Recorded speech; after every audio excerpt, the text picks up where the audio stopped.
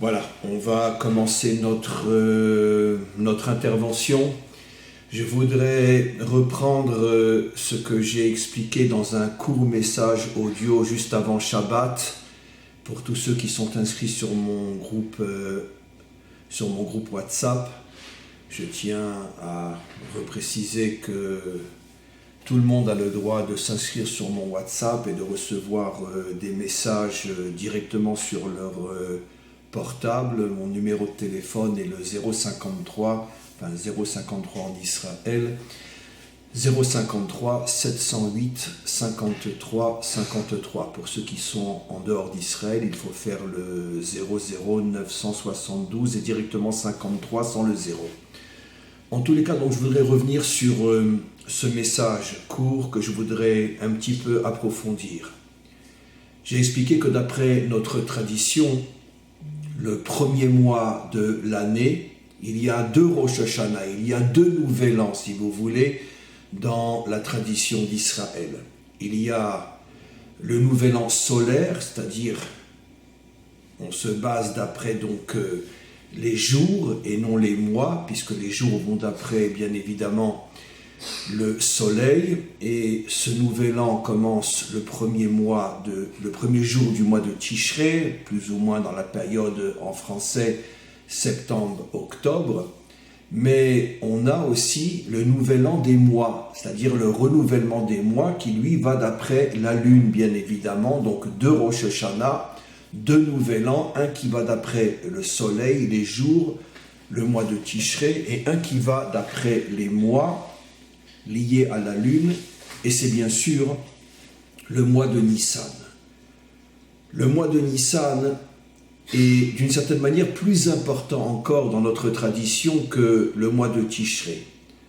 En ce sens que le mois de Tishré concerne l'humanité tout entière. Il est vrai que seul Israël marque et fête ce Rosh Hashanah, puisque les nations ne sont pas conscientes que leur histoire d'une certaine manière commence elle aussi au mois de Tishré, puisque le mois de Tishré, c'est pas véritablement le premier jour de la création du monde, mais le jour de la naissance de Adam et Chava, d'Adam et Ève. Et donc les 70 peuples, eux aussi, proviennent de ce couple Adam et Ève, et donc comme il a été créé d'après notre tradition le premier jour du mois de Tishré, normalement toutes les nations devraient aussi faire fêter Rosh Hashanah le premier jour du mois de Tishré, et non le premier jour du mois de janvier, qui est en vérité une pure invention, païenne d'ailleurs, qui n'a rien à voir avec le moindre fait historique réel, comme d'ailleurs le Talmud l'explique, que c'était une fête païenne qui après est rentrée dans le monde occidental, etc. Mais ce n'est pas le sujet, peu importe. Mais concernant l'histoire d'Israël, je vais nuancer ce que je dis dans quelques instants. Concernant l'histoire d'Israël, c'est véritablement le mois de Nissan qui nous concerne nous, et d'une certaine manière exclusivement nous, mais je vais nuancer ce que je vais dire, puisque le mois de Nissan est la naissance du peuple juif, la naissance d'Israël, donc le début de l'histoire d'Israël. Et bien qu'encore une fois, je vais vous montrer tout le contraire dans ce que je dis, mais je fais exprès de le dire de cette manière-là pour pouvoir après nuancer et expliquer de manière un peu plus profonde. Donc encore une fois, le mois de Tishré concerne l'humanité tout entière, puisque c'est la naissance d'Adam et Ève, mais le mois de Nissan, le Rosh Hashanah des mois, le nouvel an des mois, concerne lui essentiellement apparemment le peuple juif, puisque nous sommes sortis d'Égypte au mois de Nissan, nous sommes nés au mois de Nissan, notre histoire commence au mois de Nissan, donc c'est la raison pour laquelle le mois de Nissan est le premier des mois de l'année et concerne apparemment plus l'histoire d'Israël que celle des nations. J'ai expliqué dans mon intervention juste avant Shabbat que le mois de Nissan était sous le signe de la Malchut, de l'attribut divin appelé Malchut, comme on le sait, il y a 10 attributs divins, et la naissance d'Israël s'est fait sous le signe du dévoilement de cet attribut, ou dit d'une manière plus moderne, du dévoilement de la force qui est contenue dans cet attribut, comme je vais le réexpliquer. Et c'est grâce au dévoilement de cette force que nous avons pu sortir d'Égypte et naître et commencer notre histoire. Et ce qui est très intéressant, comme je viens de le dire, il y a donc 10 attributs. Donc pourquoi la naissance d'Israël est le premier mois de l'année, d'une certaine manière la matrice qui a mis au monde Israël est l'attribut de la Malchoute? Pourquoi cet attribut plus qu'un autre attribut? J'ai expliqué parce que justement cet attribut, l'attribut de la Malchoute tel qu'il est expliqué par nos maîtres, représente la force que doit avoir un peuple et que doit avoir chacun d'entre nous, cette force, cette capacité, cette volonté de ne jamais renoncer à un projet propre et bon que l'on s'est fixé, et même si de nombreuses épreuves se dressent devant nous pour nous empêcher d'atteindre notre projet, de réaliser notre volonté, on doit foncer et défoncer les obstacles afin de pouvoir atteindre ce que l'on s'est fixé. C'est vrai je vais citer quelques domaines les plus importants, mais en vérité, ça touche infiniment plus de situations que celles que je vais exposer devant vous. La plus importante de toutes, mon attachement au Dieu vrai, au véritable Dieu, au Dieu un. C'est évident que dans ce monde, il y a tellement d'idolâtrie, de fausses idéologies, de fausses philosophies qui essayent de me détacher du Dieu un, du vrai Dieu, et de m'amener dans toutes sortes de fantasmes et d'illusions, qu'il faut une volonté, il faut une force inimaginable pour ne pas se déconnecter de la vérité vraie sur le plan spirituel. Comme je l'ai déjà expliqué, 99,9% des hommes et des femmes sur terre sont tous et toutes prisonnières de fausses religions, de fausses idéologies, de fausses philosophies, et on peut compter sur les 10 doigts de la main ceux qui, dans notre monde, sont véritablement attachés au vrai Dieu, parce que les épreuves, les tentations, les séductions sont tellement énormes que c'est très dur de rester attaché à la vérité vraie. Donnons un autre exemple, le domaine du couple par exemple. C'est un sujet dont on a parlé justement dans un des récents cours. Il y a tellement de difficultés, tellement d'épreuves, tellement de fausses raisons de penser que l'on s'est trompé, que l'on n'a pas fait le bon choix. Il y a l'usure, il y a le quotidien, il y a les années qui passent, il y a le vieillissement, il y a toutes ces choses qui font que finalement, au bout d'un certain temps, 99,9% des couples sur Terre au maximum vivent l'un à côté de l'autre, mais ne vivent plus l'un avec l'autre, sans compter tous ceux qui, bien sûr, se trompent ou se séparent. Et là aussi, les épreuves sont énormes. Il faut une volonté presque surhumaine, miraculeuse, pour arriver à non seulement tenir son couple, mais à le construire et le renforcer avec les années, plus encore que ce qu'il était au début du mariage. Dans tous les domaines, j'ai cité ces deux exemples-là parce que dans un cours récent, j'ai expliqué que de toute façon, la relation avec le Dieu vrai dépendait aussi de la réussite dans le couple. Mais en vérité, c'est vrai dans tous les domaines. À chaque fois que je veux réaliser quelque chose de bien dans ma vie, je vais devoir traverser des obstacles, des tentations, des séductions, des mensonges ou des épreuves dans le sens véritable du terme, qui font qu'il faut être un véritable géant, un véritable guerrier pour ne jamais se décourager et arriver jusqu'au bout. Alors, la raison pour laquelle Israël est né justement sous le signe de la tribu de la Malchoute, c'est pour nous faire comprendre que dans ce monde, la raison pour laquelle nous sommes descendus dans ce monde, et à la différence de tous les mensonges que nous racontent toutes les idéologies, toutes les philosophies et toutes les religions, l'amour, la bonté, la charité, toutes ces honneries inimaginables, Je ne dis pas qu'il ne faut pas être bon et charitable. Ce que je dis, c'est que ce n'est pas pour cette raison qu'on est venu sur terre. Nous sommes venus sur terre pour une seule et unique raison. Être plus fort que toutes les épreuves qui nous atteignent, qui nous empêchent ou qui veulent nous empêcher d'atteindre le bien. Et c'est pour ça que le peuple juif est né sous le signe de la tribu de la Malchut. Comme disent nos maîtres, c'est quoi la définition d'un roi? Cette force qui est à l'intérieur de chacun d'entre nous. Meler poretz geder la sotlo derer. Le roi est celui qui défonce tous les obstacles pour continuer et avancer sur le chemin qu'il s'est fixé. Ça, c'est la définition de l'homme authentique. Un homme peut être bon, un homme peut être charitable, un homme peut être tout ce que vous voulez, un homme vraiment bien. Mais dès qu'il a une difficulté, il s'affaiblit, il a peur, il rebrousse chemin. Même si dans d'autres domaines, il a réalisé des choses extraordinaires, il a totalement, absolument, complètement raté sa vie et il est complètement passé à côté du sens et du pourquoi de sa venue sur terre. Ce que je dis est d'une importance extrême.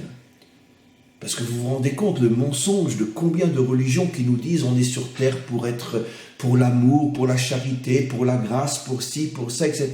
Et même chez nous, c'est pour ça que je dis que chez nous aussi, il y a le judéo-christianisme, ça veut dire un judaïsme complètement esquinté par 2000 ans d'exil, où le discours classique, c'est il faut être gentil, il faut être bon, il ne faut pas répondre quand on t'insulte, il faut baisser la tête, le discours chrétien qui est rentré complètement dans le judaïsme et qui a fait de notre religion ce qu'on appelle à juste titre le judéo-christianisme.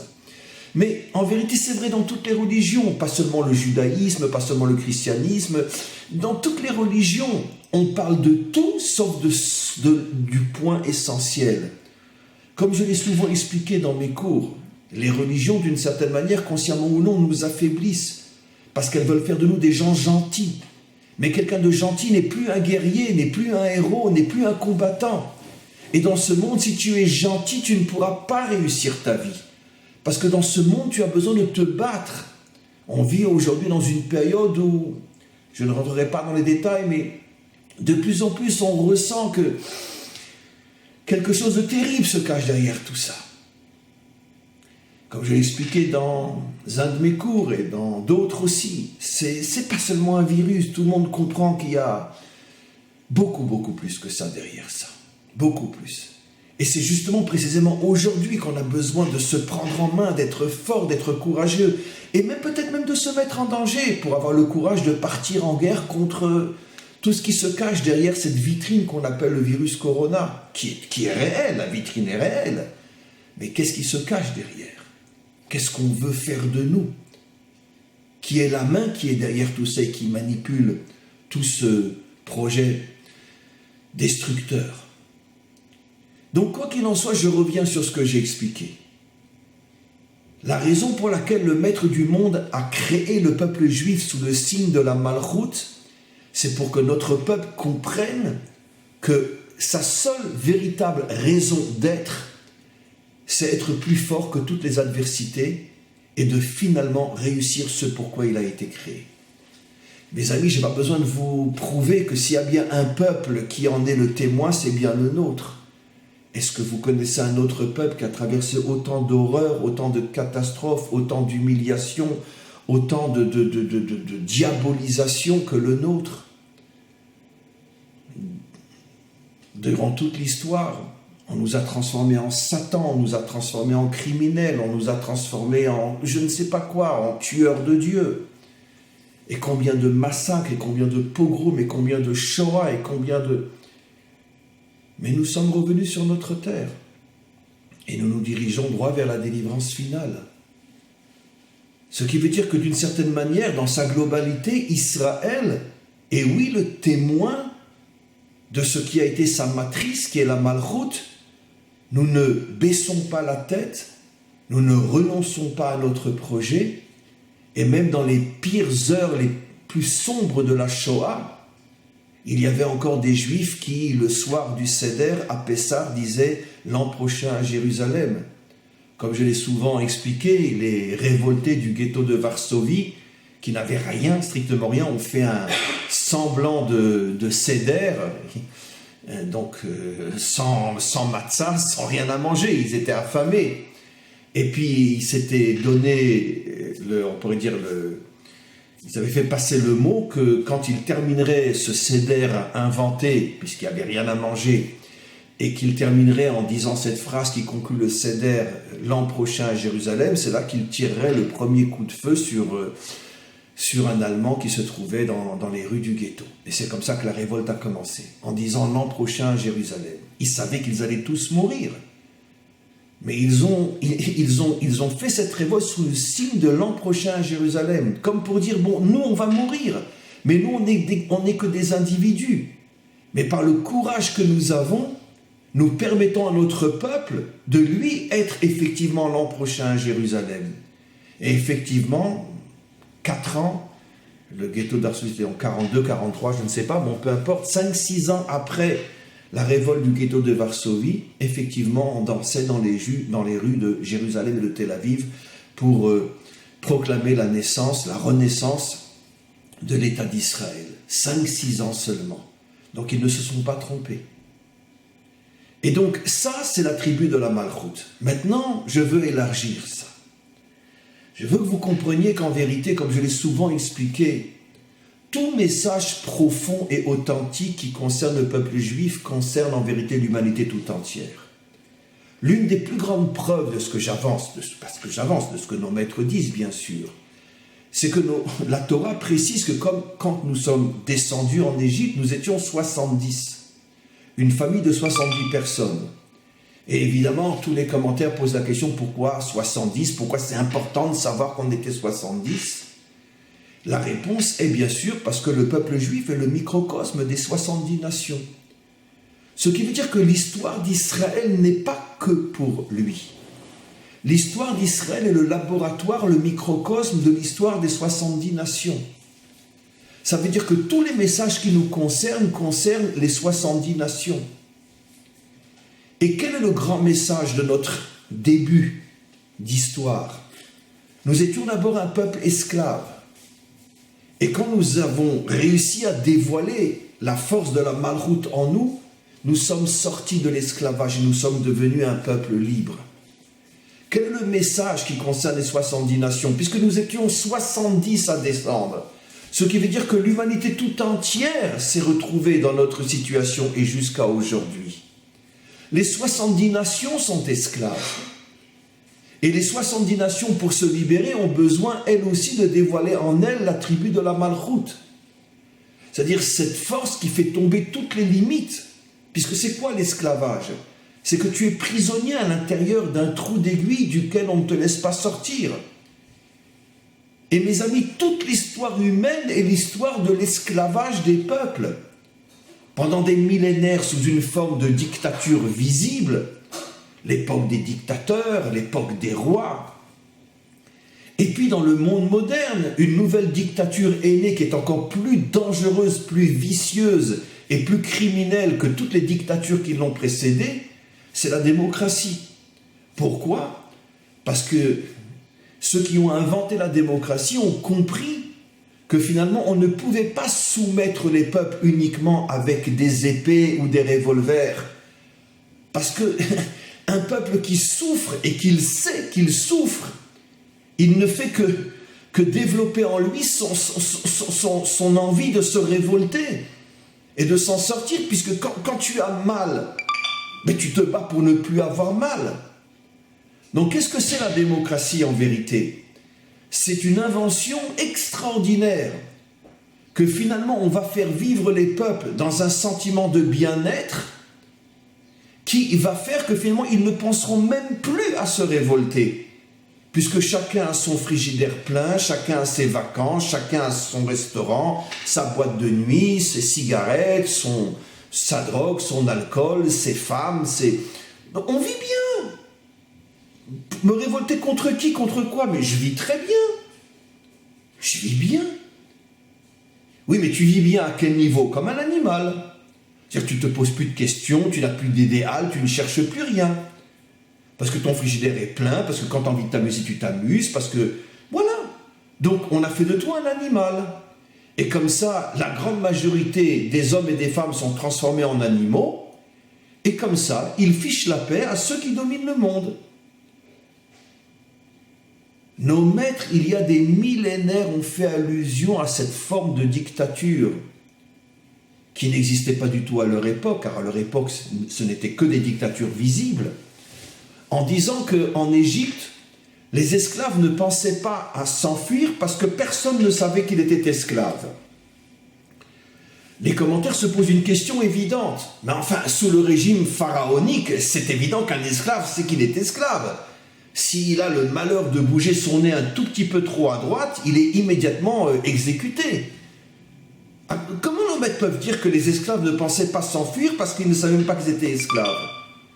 Mais la réponse est évidente, mes amis. Nos maîtres, quand ils parlent avec une vision à très très long terme. Ils ne parlent pas que de l'événement dont on croit qu'ils parlent uniquement.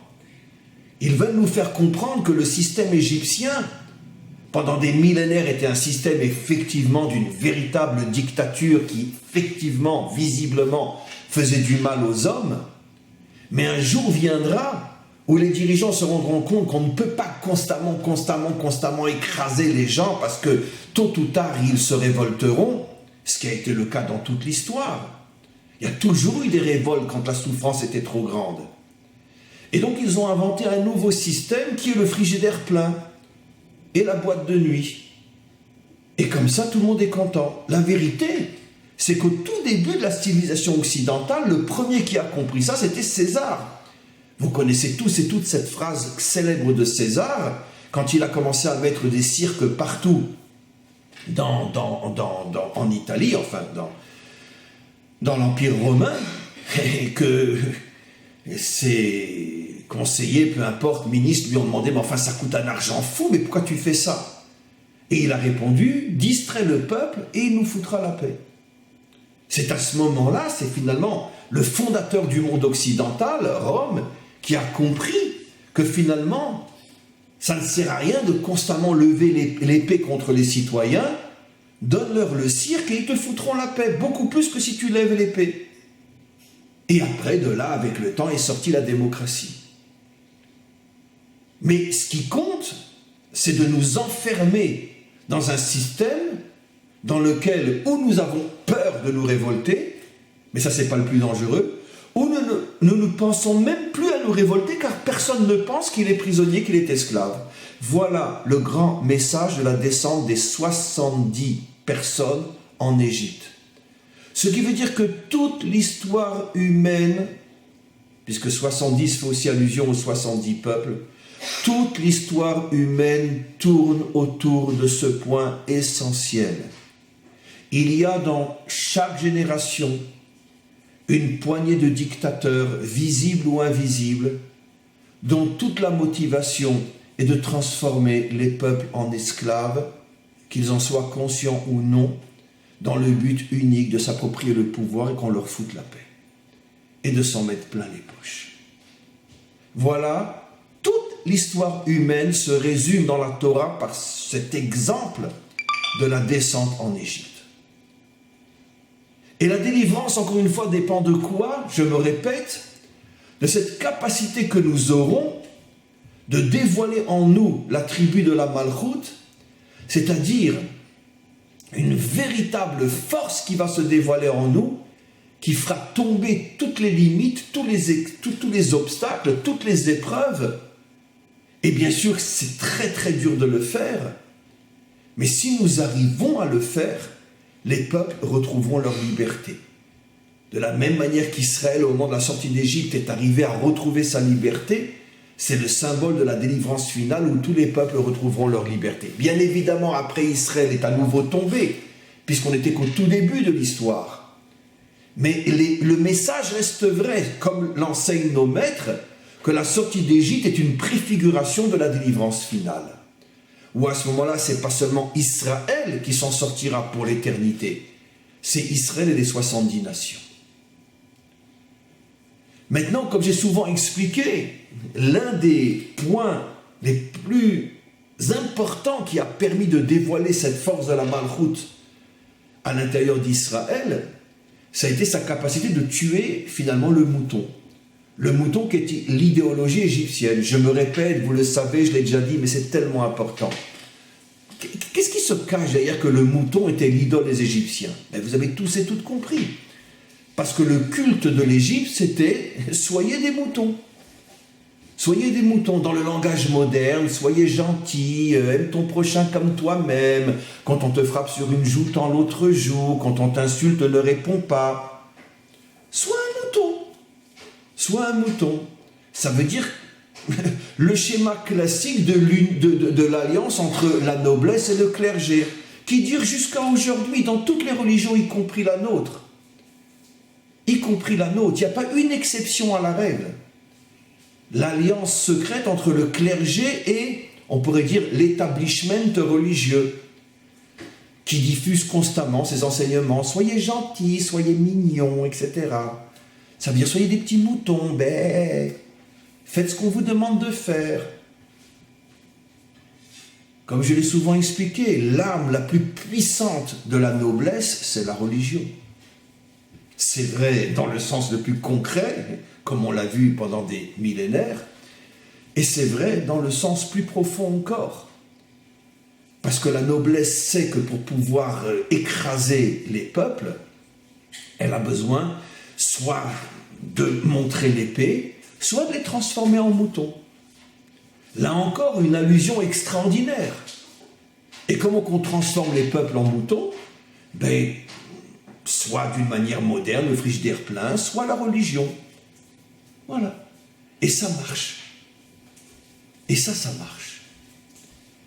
Vous comprenez pourquoi la Torah nous dit que 20% seulement sont sortis d'Égypte, 80% des Juifs ne sont pas sortis d'Égypte? Je l'ai souvent expliqué, j'ai fait des cours extraordinaires à ce sujet-là. Parce qu'à l'époque, il y avait les deux pires ennemis de Moshe, s'appelaient Dathan et Aviram. En hébreu, la religion et le pouvoir. Dathan vient du mot dat, religion, Aviram, puissance. C'était les deux pires ennemis de Moshe. Et c'est eux qui sont arrivés de cette manière à convaincre 80% de ne pas sortir. Pourquoi? Parce que c'était l'alliance entre le pouvoir et la religion. Et qu'est-ce que cette religion qui était à la solde du pouvoir, qu'est-ce qu'elle est arrivée à faire sur 80% des Juifs? Mais non, vous n'allez pas tuer le mouton, vous n'allez pas vous révolter contre Pharaon. Vous allez sortir pour aller où? Pour devenir quoi? Pour faire quoi? Mais on est très bien en Égypte. Surtout quand on se rappelle ce qu'enseignent nos maîtres, qu'en vérité, les 80% qui sont restés, c'est ceux qui n'étaient pas esclaves dans les chantiers. Parce que Pharaon avait proposé, comme ça a été le cas des milliers de fois dans notre histoire, à l'époque des cantonistes ou d'autres, il disait voilà, ou vous me payez un tribut de temps, ou vous allez travailler sur les chantiers. Ceux qui avaient les moyens payaient chaque mois un tribut qui faisait qu'ils étaient préservés d'aller sur les chantiers. Les pauvres qui n'avaient rien, ceux qui sont partis sur les chantiers. Finalement, qui est sorti d'Égypte? Les pauvres, ceux qui n'avaient rien à perdre. Qui sont ceux qui sont restés? Les riches, les bourgeois. Et pourquoi les bourgeois sont restés? Parce qu'eux, ils avaient à leur tête Dathan et Aviram. Vous avez un magasin, les affaires marchent, tout va bien. Qu'est-ce que vous avez besoin de vous révolter? Donc, Moshe a dit à ce 20% qui veut sortir, il faut tuer le mouton. Arrêtez d'avancer la tête baissée dans le système. Que ce soit le système politique, le système social, et surtout et essentiellement le système religieux, qui est en vérité à la solde du pouvoir. N'écoutez pas ceux qui vous disent constamment « sois gentil, sois bon ». Non, attention, ne me comprenez pas mal. Je ne dis pas qu'il ne faut pas être gentil ou bon. Je dis que ça ne doit pas être le discours officiel, principal de ceux qui sont censés transmettre la vraie vérité. Ceux qui sont censés transmettre la vraie vérité ne devraient jamais parler comme la majorité parle aujourd'hui, même chez nous. Soyez gentils. Non. Soyez forts. Soyez des guerriers. Ne vous laissez pas écraser. Ne vous laissez pas marcher sur la tête. Et si quelqu'un vient pour vous donner une claque, coupez-lui la tête avant que sa main ne touche votre joue. Tu ne tends pas l'autre joue, tu le défonces, tu le mets par terre. C'est pas de moi, c'est ce que nos maîtres disent. Mais ça, plus personne ne l'enseigne. Nos maîtres ont eu le courage de dire, il y a 2000 ans, celui qui vient pour te tuer, devance-le et tue-le. Devance-le et tue-le. C'est un enseignement explicite de nos maîtres. Non, essaye de lui parler, essaye de lui convaincre que c'est pas bien, il ne faut pas tuer, il faut être gentil, il ne faut pas être méchant. Ça, c'est le discours du clergé, jusqu'à aujourd'hui, même chez nous. Il y a plus forte raison dans les autres religions. Le discours des maîtres authentiques, c'est celui qui vient pour te tuer, devance-le et tue-le. Ça veut dire ne sois pas un mouton, n'écoute pas le clergé. N'écoute pas le clergé. Mes amis, pour arriver à ce réveil de la malchoute en nous, il faut une telle révolution, un tel changement, une telle révolte contre tout l'établissement politique, religieux, social, économique, que j'oserais presque dire l'espoir fait vivre. Vous croyez sincèrement qu'on va s'en sortir? Alors évidemment, tout de suite la réponse, le Messie, le Mashiach va venir, il va tous nous délivrer. Ça encore, c'est un coup du clergé, juif et non juif, bien évidemment. Pourquoi? Parce que, le Mashiach va venir. Le Mashiach va venir. Et comme l'espoir fait vivre, et qu'il ne viendra jamais selon ta vision des choses, donc en attendant, tu sers finalement exactement ce que le pouvoir veut, que tu places ta confiance dans quelque chose qui n'est pas toi, et puis en attendant, tu restes passif. Non. Écoutez bien ce que je vais vous dire. Il faut arrêter de dire le Mashiach va venir. Il faut dire nous allons le faire venir. Quelle est la différence entre il va venir et je vais le faire venir? Il va venir, ça veut dire que je n'ai rien à faire. J'attends. L'espoir fait vivre. Et comme ça, je sers les puissants qui m'ont transformé en esclave. Je vais le faire venir. Ça veut dire que je dois agir. Je dois me révolter. Je dois agir pour qu'il vienne. Ça dépend de moi, pas de lui. Alors évidemment, une fois que je l'aurai fait venir, il va réaliser des choses que moi, je ne peux pas faire. Mais malgré tout, c'est moi qui vais le faire venir.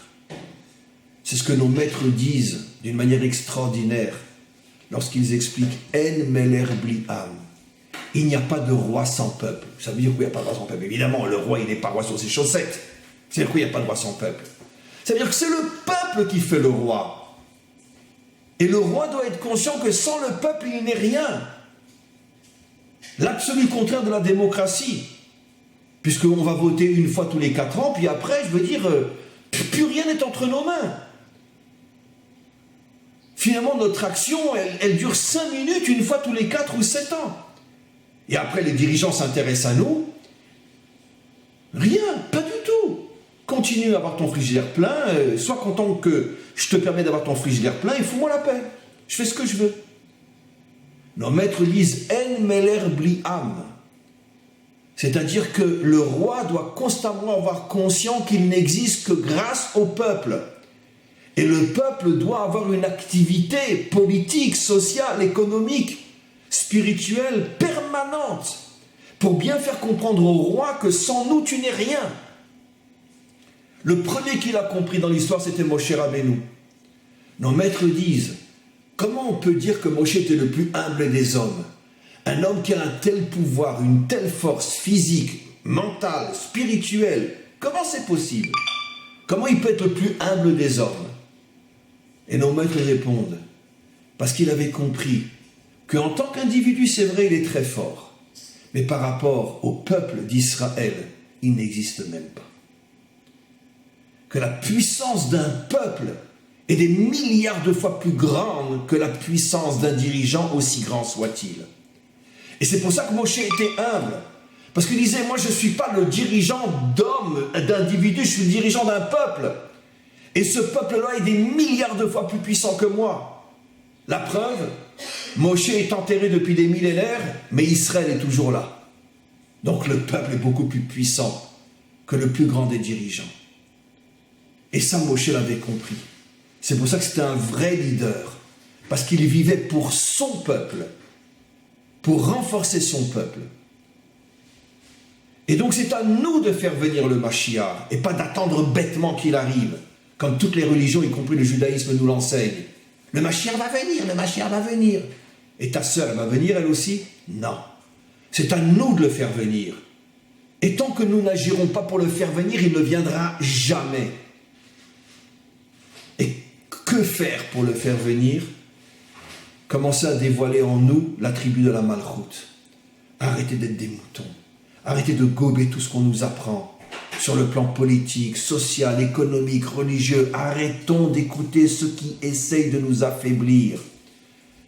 Choisissons des modèles de force, de puissance, de courage, de véritables guerriers. C'est les seuls que l'on doit suivre. Mais tous ceux qui essayent de nous endormir avec leurs chansons de « tu gagnes bien ta vie »,« t'es gentil »,« le bon Dieu t'aime », tout cela, il faut les foutre à la poubelle. Parce qu'ils continuent à être à la solde de ce pouvoir maléfique qui transforme les hommes, les femmes, les peuples et les nations en esclaves. Oui, il faut absolument révolutionner notre manière de voir les choses. Ne plus écouter les discours gentils et c'est fini. Non, nous voulons entendre des discours qui vont faire de nous des guerriers qui n'ont peur de rien. Seuls ceux-là ont la Torah authentique. Seuls ceux-là transmettent la vérité vraie. Et c'est ceux-là qu'il faut suivre. Et c'est ceux-là qu'il faut écouter. Amen. Vechen Yeh Ratzon. On va maintenant passer à vos questions. Alors, François Muller, ce virus peut-il être un coup de pied de Hachem? Et pourquoi tout part de la Chine? Écoutez, je crois avoir, je ne sais plus si c'est en français ou en hébreu, j'ai fait un cours où j'explique qu'il y a deux types de directions dans l'histoire. Il y a par rapport aux hommes et par rapport à Hachem. Et par rapport à Hachem, les prophètes ont dit « Lo marchavotai marchavotechem » mes pensées ne sont pas les vôtres, n'essayez pas de me comprendre, vous n'y arriverez pas. Évidemment que tout ce qu'il y a dans le monde vient d'Hachem, cher ami. Et oui, à chaque fois qu'on rentrait un juif dans un four crématoire à Auschwitz, c'était Hachem. Parce que ce monde ne peut pas exister sans lui. Oui. Parce que s'il retirait son énergie et sa volonté de ce monde, ne serait-ce qu'un milliardième de fraction de seconde, tout retourne au néant. Donc tout ce qui existe, c'est parce qu'à ce moment précis, il investit son énergie et sa volonté dans cette chose qui existe. Donc le nazi qui prend un enfant, qui arrache un enfant des bras de sa mère et qui lui tire une balle dans la tête, comme ça s'est passé des centaines de milliers de fois, puisqu'il peut faire cet acte-là, il a forcément une énergie divine en lui. En même temps que je viens de dire quelque chose de vrai, je viens de dire la pire des cochonneries possibles, inimaginables que l'on puisse dire sur Terre. Vous savez pourquoi? J'explique. Parce que même si je dois avoir une émouna, une foi absolue dans le fait que rien ne puisse exister sans lui, je dois aussi au même moment me dire que je ne comprends rien, je ne sais rien, je ne peux rien expliquer, rien interpréter. Je sais que rien ne peut exister sans lui, mais je ne peux en aucun cas comprendre la manière dont il dirige le monde. Pour l'instant, c'est un secret complètement caché que nous commencerons à comprendre après la délivrance finale. Donc, je reviens maintenant à votre question. Évidemment que c'est sûr que la source première cachée, mystérieuse, incompréhensible, c'est évident que c'est Hachem qui est derrière ce virus. Mais nous, à notre niveau, nous ne devons pas commettre l'erreur, et ça rejoint tellement mon intervention, de se dire, bon, mais puisque c'est Dieu qui est derrière, c'est forcément pour le bien, je n'ai rien à faire. Non! Parce qu'entre Dieu et nous, il y a des hommes qui eux aussi agissent, et eux aussi sont là, derrière le virus. Ça veut dire que si mon approche est juste, et je suis loin d'être le seul à la voir, que derrière ce virus se cache tout un complot, etc., avec différents buts dont j'ai déjà parlé, moi je dois me concentrer d'abord sur ce que je peux comprendre, ce que je peux définir, ce que je peux dévoiler. Parce que si je m'en remets qu'à Dieu, je vais encore une fois servir les intérêts de tous ces monstres qui se cachent dans ce monde pour nous transformer en esclaves. Donnons un exemple simple. Vous imaginez Moshe qui aurait dit bon, mais puisque c'est Dieu qui nous a fait descendre en Égypte, on attend qu'il décide de nous en sortir. Mais non, c'est Moshe qui s'est pris en main et qui a été voir Pharaon et qui a démoli Pharaon et qui a démoli l'Égypte en se mettant 1 milliard de fois en danger. Il n'a pas attendu que Dieu fasse le travail pour lui. Il a agi en association avec Hachem, mais il a agi. Le roi David ne disait pas, pourtant il se levait toutes les nuits pour réciter les psaumes, mais quand il y avait une guerre, il ne disait pas, bon ben Dieu tu es derrière tout ça, donc vas-y sauve-nous. Il montait sur son cheval, il partait en guerre et il se battait avec son bras et son glaive. Donc encore une fois, cher ami, il faut comprendre qu'il faut faire la part des choses entre la émouna et l'action. La chose la plus compliquée au monde que toutes les religions ont détruit. Les religions nous font dormir et nous enferment dans le système de la foi. Et ce qu'on doit comprendre, c'est que oui, il faut avoir la émouna, mais en aucun cas sur le compte de l'action et de mes propres prises de conscience, mes propres réflexions. Si la thèse comme quoi derrière ce virus se cachent quelques monstres qui veulent dominer le monde, il y a toutes sortes de théories aujourd'hui, peu importe, on ne saura jamais laquelle est vraiment vraie, mais de plus en plus et de plus en plus d'hommes et de femmes dans le monde prennent conscience que arrêtez de vous foutre de nous. C'est clair qu'il y a quelque chose derrière. Donc il faut agir en conséquence et pas s'en remettre uniquement à Dieu. C'est pour ça que je n'ai pas arrêté de dire que la religion est le plus grand serviteur du mal, parce qu'elle nous affaiblit avec de faux espoirs, de fausses croyances, des illusions qui font de nous des êtres passifs qui ne font plus rien. Moi, je dois vivre comme si ça ne dépendait que de moi. Et en même temps, je dois savoir que ça ne dépend que de lui. Mais je ne laisserai pas le « ça dépend que de lui » me priver de ma propre action. Je dois trouver le juste milieu entre les deux. On continue. Christine, mais l'épidémie effroyable qui a servi au temps de David, il y a eu 3 ans d'épidémie, n'a pas cessé quand David a acheté le terrain pour construire le temple, donc la Malchoute. C'est une très très bonne réflexion. Effectivement, il y a eu une très très grande épidémie pendant 3 ans à l'époque du roi David, et le roi David a mis fin à cette épidémie lorsqu'il a compris justement qu'il fallait construire le temple et qu'il a trouvé l'endroit et qu'il l'a acheté. Et comme vous le dites, effectivement, comme on le sait dans notre tradition, surtout d'après les secrets de la Torah, le Beth Amikdash, le temple, représente le dévoilement véritable de la Malchoute à l'intérieur du peuple juif. Et David était roi, mais il manquait encore le temple.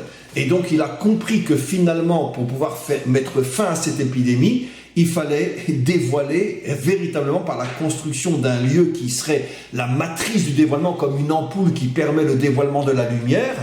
Et donc la création du temple qui va être créé, construit par son fils. Mais tout le terrain a été préparé par le roi David. Donc effectivement, cette histoire symbolise un petit peu tout ce qu'on a expliqué, que la seule et unique possibilité de se débarrasser du mal définitivement, c'est de dévoiler dans les 71 peuples, 70 et Israël, 71, dans les 71 peuples, l'attribut de la Malchoute qui va faire de nous de véritables guerriers qui ne laisseront plus jamais le mal s'approcher de nous, parce qu'on saura le démasquer et tout de suite voir qui se cache derrière.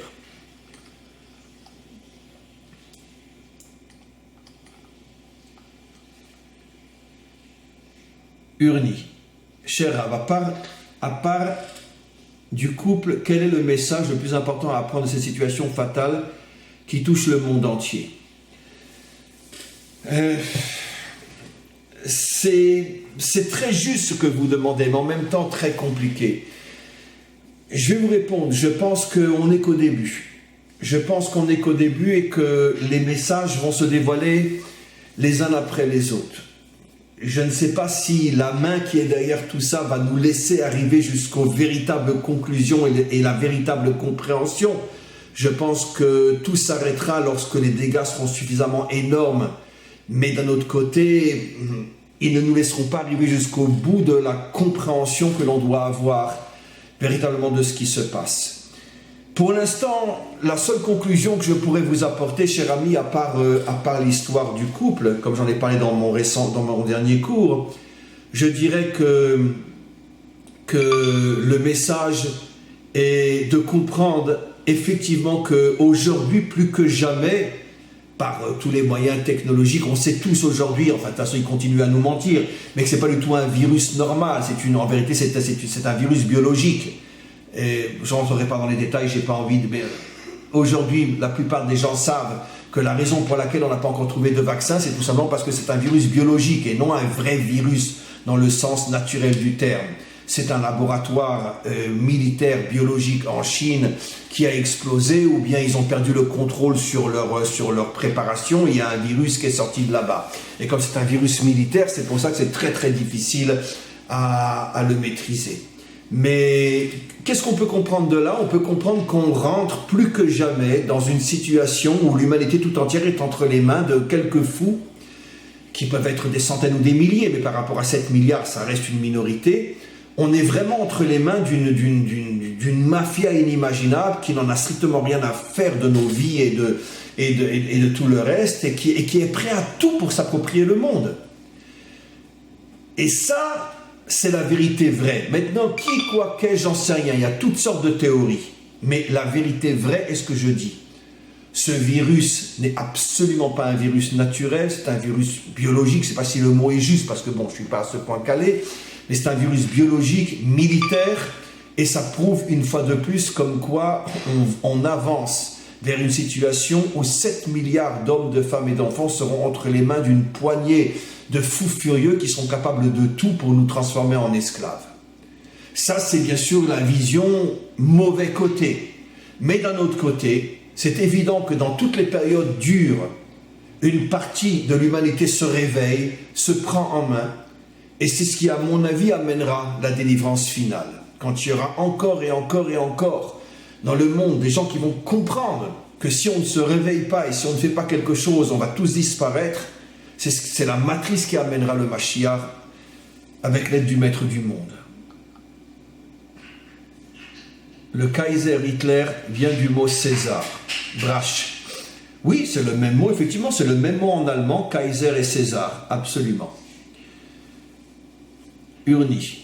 Pourtant, Datham et Aviram sont eux aussi sortis d'Égypte avec le peuple. Oui, mais pourquoi ils sont sortis d'Égypte, cher ami? Pour pouvoir détruire le projet. Je l'ai expliqué souvent dans mes cours. Ils ne sont pas sortis pour sortir d'Égypte. Ils ont tout fait pour détruire le projet. C'est la fameuse thèse que j'ai expliquée, qui n'est pas de moi, qui est dans Rachi, comme quoi, depuis des millénaires, les nations, les méchants parmi les nations, ont introduit dans chaque génération des faux juifs à l'intérieur du peuple juif, auxquels ils ont créé une identité et ils sont couverts d'argent de manière à accéder très vite à des postes très importants, dans le but de détruire le peuple juif de l'intérieur. Il y en a un très célèbre en Amérique, il est très connu, son nom commence par un S, et c'est pas un juif du tout, mais il a une identité juive, tout le monde croit que c'est un juif, mais il est là pour détruire Israël de l'intérieur. C'est le plus grand antisémite qui existe sur Terre aujourd'hui. Je pense qu'il a même dépassé Hitler. Et donc, et pourtant, apparemment, il est juif. Il y a eu constamment des créations de fausses identités introduites dans notre peuple de manière à nous détruire de l'intérieur. C'est ce que nos maîtres appellent dans le Zohar le Erev Rav, ça veut dire les mélanger. Ça veut dire on croit qu'ils sont juifs, mais en vérité ils ne sont pas juifs du tout, ils sont là, ils sont envoyés par X, Y, Z pour nous détruire de l'intérieur. Et on en a eu toujours des ordures comme ça dans notre histoire. Et Dathan et Aviram, c'est le schéma exact. Quand ils ont tout fait pour tuer Moshe, pour l'empêcher de délivrer Israël, et quand ils ont vu qu'ils n'y arrivaient pas, ils sont sortis pour détruire de l'intérieur. Ils sont presque arrivés, entre autres avec la révolte de Korach, qui a failli être la fin de Moshe. Donc ils sont presque arrivés. De là, on comprend que dans chaque génération se trouvent à l'intérieur du peuple juif des ennemis d'Israël, de véritables Hitler, qui se font passer pour des juifs pour nous détruire de l'intérieur. Chana. Comment les gouvernements criminels que nous avons dans certains pays vont s'en sortir? Le pouvoir des réseaux sociaux ne va-t-il pas prendre le vrai pouvoir? En France, ils ont consenti à donner la chloroquine, oui, bien sûr, sous l'influence des réseaux, mais ils la donnent dans des cas graves, etc., etc. Vous avez parfaitement raison. D'une certaine manière, les réseaux sociaux sont d'une certaine manière la seule plateforme dont disposent les peuples pour se révolter. Mais je vais vous dire quelque chose qui va nous faire à tous beaucoup de peine. Lorsque les gouvernants vont se rendre compte que les réseaux sociaux se retournent contre eux, eh bien, ils vont tout simplement les bloquer. Je vous le dis, je vous l'affirme. On va vers une époque où il n'y aura plus de Facebook, où il n'y aura plus de WhatsApp, etc. Pourquoi? Quand les dirigeants vont se rendre compte que finalement, encore une fois, je me répète, les réseaux sociaux permettent justement des échanges par millions, par milliards entre les hommes et les femmes de tous les pays, ben ils vont comprendre que c'est une arme qui se retourne contre eux parce qu'au départ, c'était une arme qu'ils ont créée contre nous. Chacun a son petit Facebook, alors il communique, il est content, il monte ses photos, etc. Au début, Facebook, WhatsApp, toutes ces choses ont été créées comme le frigidaire, pour nous endormir. Qui ne le sait pas? Avec encore plus d'intention, pour avoir des fichiers, la CIA ou d'autres, etc. Peu importe. Mais maintenant, ils se rendent compte qu'on utilise leur frigidaire, plus pour se remplir le ventre, mais pour les refroidir eux, mais vous inquiétez pas, ils vont tout arrêter. Ils vont tout arrêter. S'ils n'arrêtent pas, comme je le dis, ils vont trouver un autre système. Que quand quelqu'un écrira sur Facebook quelque chose qui dérange vraiment et qui met en danger le pouvoir, et bien à partir de son ordinateur, ils vont lui envoyer une énergie qui vont faire que, tiens, un mois après, il a le cancer, qu'est-ce qui se passe? Comme Bob Marley, quand il a commencé à chanter ses dernières chansons, il voulait pousser les peuples africains à se révolter contre toute la dictature des industries occidentales qui exploitent l'Afrique, comme par hasard, quelques mois, quelques semaines après, on lui découvre un cancer. Vous savez, aujourd'hui, hein, c'est plus facile que le corona de rendre quelqu'un malade aujourd'hui. Donc à travers l'ordinateur, ils enverront une petite énergie, comme ça, tac, et le bonhomme, il est mort. Et puis quand on va se rendre compte que finalement, tiens, tous ceux qui écrivent des choses qui sont vraies, eh ben, disparaissent, ben, plus personne n'aura le courage de se servir de Facebook pour raconter la vérité. Et ça redeviendra un frigidaire rempli. Voilà, bref, on est dans de beaux draps. Alors, Christine, même si Hachem regarde au sacrifice d'Isaac à l'endroit du temple Malchut et que l'unité soit construite entre nous, cela suffirait à annuler un tel grave décret. Oui et non, c'est sûr que le dévoilement de la Malchut est important, mais ce qu'il faut, c'est surtout l'action. Et comme l'enseigne notre tradition, le Mashiach va se battre véritablement, il va lever une armée. Le Zohar explique qu'il y aura des milliers et des milliers de non-juifs qui vont rejoindre l'armée du Mashiach. Ce ne sera pas seulement une armée de juifs, même si le Mashiach va se dévoiler en Israël, mais il aura de tous les peuples des milliers d'hommes et de femmes qui vont rejoindre son armée, et il va devoir se battre véritablement. Il ne va pas se battre avec la bouche. Soyez bons, soyez gentils, aimez-vous les uns les autres. Ce n'est pas Woodstock le Mashiach. Non. Il va se battre réellement, sa vie va être en danger jour et nuit, 24 heures sur 24, jusqu'à ce qu'il réussisse, et ne parlons pas de tous ceux qui l'accompagneront. Donc on ne peut pas éviter un combat pour mettre fin au mal qu'il y a dans le monde. Et ce combat va un jour se réaliser. Et les dégâts seront énormes d'une part et d'autre. Mais quoi qu'il en soit, la finalité sera la délivrance finale. Nous devons appliquer le dicton bien connu « Aide-toi et le ciel t'aidera ». Bien sûr, Yosef, absolument, ou Joseph, absolument. C'est un dicton qui est 100% vrai. « Aide-toi », et bien c'est un dicton français, et si je ne me trompe pas, même d'origine chrétienne, qui contredit un petit peu, d'une certaine manière, les fondements de la chrétienté, et du judaïsme judéo-chrétien. Mais quoi qu'il en soit, absolument, « Aide-toi et le ciel t'aidera ». C'est le fondement même d'une réflexion spirituelle authentique. Si tu ne te prends pas en main, personne ne le fera pour toi, et certainement pas le bon Dieu. Rav, Louis, comment pensez-vous pouvoir faire venir le Mashiach en sortant des systèmes? Mais on en est toujours pris dans un système. On est en quête, mais on va d'un point à l'autre, toujours pris dans un système. On ne peut faire qu'avancer et continuer le suivant chemin prédéterminé par Hachem. Vous avez raison. Je vais vous y répondre avec beaucoup de franchise et d'honnêteté. Je n'ai pas la solution. Je connais la solution sur le plan théorique, mais la réalisation, ça dépend du Mashiach. Bien que je n'attends pas le Mashiach, je fais tout à mon niveau pour le faire venir. Ça veut dire que j'agis, je parle, j'essaye de m'investir dans le bon sens du terme. Mais la vraie solution, il n'y a que lui qui arrivera à la réaliser. Parce que vous avez 100% raison, cher ami. À vision humaine, on est pris dans un système tellement étouffant que qui peut imaginer aujourd'hui remettre le système en cause? D'autant plus que tous ceux qui ont essayé sont retrouvés avec une balle dans la tête. Il n'y a pas une exception à la règle. Tous ceux qui, durant toute l'histoire, juifs et non-juifs, ont essayé de s'opposer au système, ont été assassinés. À l'époque des dictatures, c'est tellement évident, et à l'époque des démocraties, je suis sur une moto, je m'appelle Coluche, et tout d'un coup, il y a un camion qui ne m'a pas vu et qui me renverse, parce que j'allais rentrer en politique, etc. Donc, on connaît l'histoire. Il n'y a pas une exception à la règle. Tout celui qui s'oppose au système est éliminé. Donc, j'ai pas la solution, parce que je ne suis pas celui qui est censé pouvoir réaliser les choses. Mais par contre, notre devoir est d'en parler. Notre devoir est d'avoir au moins le courage de dire la vérité. Jusqu'à ce que finalement, ça prenne. Donnons l'exemple d'une femme enceinte.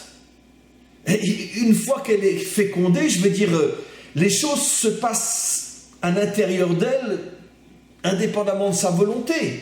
Mais d'un autre côté, c'est elle qui est porteuse de l'enfant qui va naître, et c'est elle qui a voulu que cet enfant naisse. Même si après les choses se passent indépendamment d'elle. Son action est infime par rapport à tout ce qui se passe dans son ventre, indépendamment d'elle. Mais d'un autre côté, elle l'a voulu et elle est porteuse de cet enfant qui va naître. Nous aussi, on doit vouloir le Mashiach, pas vouloir l'attendre, mais vouloir le faire venir, comme la mère qui, elle, fait venir l'enfant. Elle n'attend pas l'enfant, elle le fait venir. L'image est tellement belle. Maintenant, j'y pense. Elle n'attend pas l'enfant qui va venir de l'extérieur. Et l'enfant est en lui, c'est elle qui le porte. C'est ça notre travail. Porter le Mashiach en nous. Par des paroles vraies, des enseignements vrais, par des engagements vrais. Même si ce n'est pas encore l'engagement définitif et total qui fera venir le Mashiach. Mais malgré tout, c'est comme ça qu'on doit travailler. Encore une question ou deux, mes amis. Smeller. Bonjour, Rav. La prière qui semble être une pure énergie spirituelle nous dit on agit dans le monde comme les corbanotes et le sang qui sont eux matériels. Comment est-ce possible? J'ai pas bien compris la question, cher ami.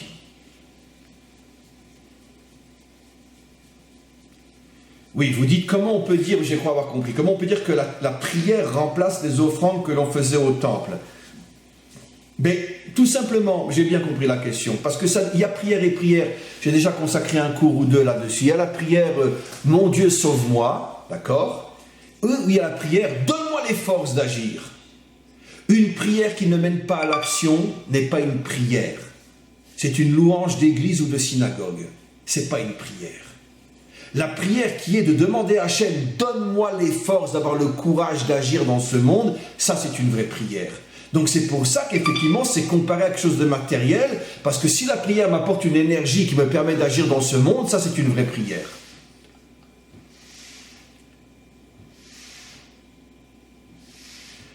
Alors, diriez-vous une bénédiction en Espagne comme vous ne le dites pas à Berlin? Non, c'est pas la même chose. Je vais vous expliquer pourquoi.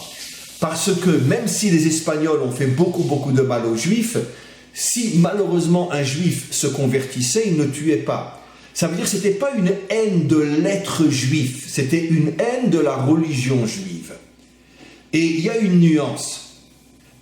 Les nazis, même si quelqu'un, un juif, et il y a eu certains cas comme ça, disait « je veux adhérer au parti nazi », il y a eu un grand philosophe juif autrichien qui voulait adhérer au parti nazi, et bien sûr ils l'ont refusé, parce que grâce à Dieu, même chez nous, il y a de super grands tordus, mais même si un juif voulait devenir nazi, on le tuait au même titre que quelqu'un qui était prêt à cracher au visage d'un nazi. Parce que le nazisme, c'est la volonté de détruire l'être juif, qu'il soit religieux ou non. L'Inquisition, c'était contre la religion juive, c'était une guerre de religion et pas contre l'être juif. Et donc il y a une nuance importante. Ce qui veut dire que si j'étais en Espagne, bien sûr que je réciterais une bénédiction. Parce que je sais que les Espagnols ne se sont pas battus contre l'essence et l'être juif. Mais contre la religion juive, bon, des guerres de religion, il y en a partout jusqu'à aujourd'hui. Il n'y a rien de nouveau. Par contre, vouloir détruire un être, quelles que soient ses pensées, même s'il te dit qu'il veut être nazi, ça veut dire que là, on est face à un problème très, très, très, très particulier et qui n'a rien à voir avec l'Inquisition en Espagne.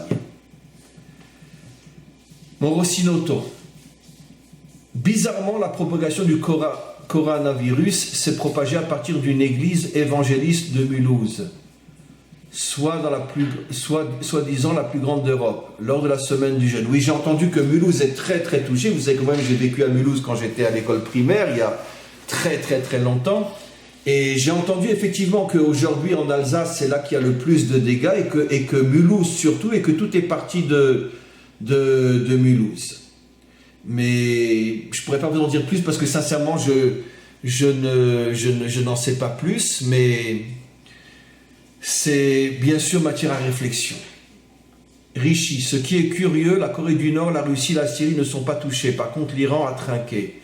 Non, c'est pas tout à fait juste, mon ami, parce qu'on sait aujourd'hui, en tout cas on le dit clairement en Israël, que la Russie cache ce qui se passe. On a cru effectivement qu'en Russie, il n'y avait pratiquement pas de cas, mais on sait aujourd'hui, et grâce à Dieu, Israël, quand on dit quelque chose ici, généralement, il y a eu une véritable information que non, que la Russie cache les faits, qu'il y aurait chez eux des dégâts énormes aussi, mais simplement, comme c'est une véritable dictature, bien vitrinée, mais en tout cas, c'est pas Staline, mais en tout cas, ça reste une dictature, donc interdiction de parler, interdiction de dire quoi que ce soit, etc. Et en Syrie aussi, c'est faux. La Syrie, c'est une vraie dictature, donc celui qui ose dire qu'il y a un problème, n'en parlons pas. Mais les faits ne sont plus vrais aujourd'hui. Je ne sais pas quels journaux vous lisez, mais chez nous en Israël, on sait qu'aujourd'hui, en Russie, en Corée et en Syrie, il y a oui eu des dégâts énormes. Maintenant, en Corée ou en Syrie, comme en Chine, c'est plus facile de le surmonter parce que là-bas, quand ils font une quarantaine, c'est une quarantaine jusqu'à mourir de faim dans ta propre maison. Quand les Chinois ont introduit la quarantaine dans les endroits où il y avait une forte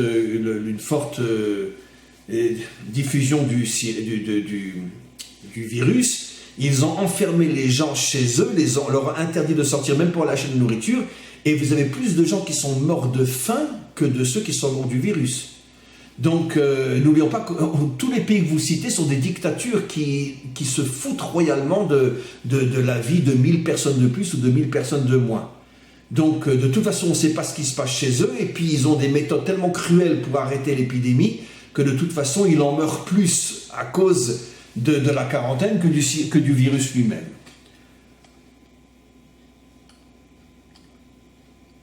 Voilà. Mes amis, je suis désolé, je dois arrêter. Il y a encore 4 ou 5 questions auxquelles je n'ai pas pu répondre, mais grâce à Dieu, on a répondu à la grande majorité des questions. Et vraiment, merci à tous et à toutes pour ce séminaire. La semaine prochaine, en principe, sauf s'il y a quelque chose d'imprévisible, il y aura aussi un séminaire, c'est juste avant Pessah. Et après, le dimanche d'après, non, parce qu'on sera en plein pendant Pessah, mais on en reparlera. Et encore une fois, à tous et à toutes, une très très très bonne journée.